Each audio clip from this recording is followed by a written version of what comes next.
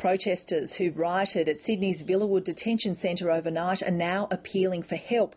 There's extensive damage to several buildings, including the centre's main kitchen and laundry. Some have been gutted.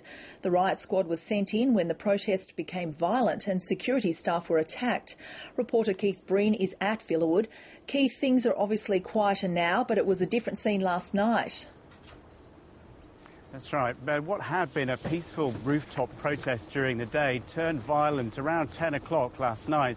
That's when about 100 detainees on the ground confronted the private security guards here. We're told they confronted them with fire extinguishers, and they then built up a barricade of mattresses and furniture, and then the authorities say they set fire to that barricade. Now, the fire spread very quickly through demountables, 9 in total, which included a medical centre, a computer room, and various, the kitchen, the canteen, various other buildings here were completely destroyed.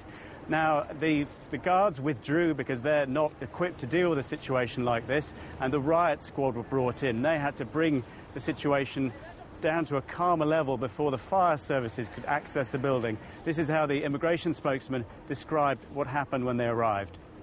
It took some time for the firefighters to be able to gain entry. It wasn't until New South Wales Police Public Order and Riot Squad were here promptly, escorted the firefighters back into the centre. They had roof tiles and other pieces of furniture being hurled at them by some of the detainees.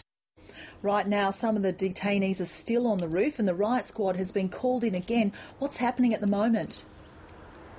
That's right. There's about 6 detainees still on the roof. We're told Kurdish, Iranian and Iraqi.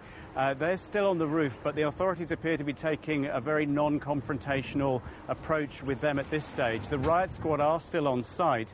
We saw them entering the building earlier, but what they appear to be doing is escorting the fire services around the site just to see which buildings are damaged, which ones are still safe. We're told, other than the 6 who are on the roof now and who remain on the roof, the other 400 detainees are under lock and key and are in a secure environment now. There are suggestions that criminal charges could be laid. That's right. The Department of Immigration made clear this morning that this riot is being viewed very seriously. They say about 100 people of the 400 detainees here were involved. It is a criminal investigation, and if they find people responsible for the criminal acts they say were caused here, there will be ramifications. They've warned that anyone who's seeking asylum, who is then found guilty of throwing things at police, for example, or confronting the fire services, or obviously setting fire to the property here, any of that will seriously affect, obviously, their application for asylum, because there's a good character qualification in that application. It's very dramatic. What are the detainees trying to achieve?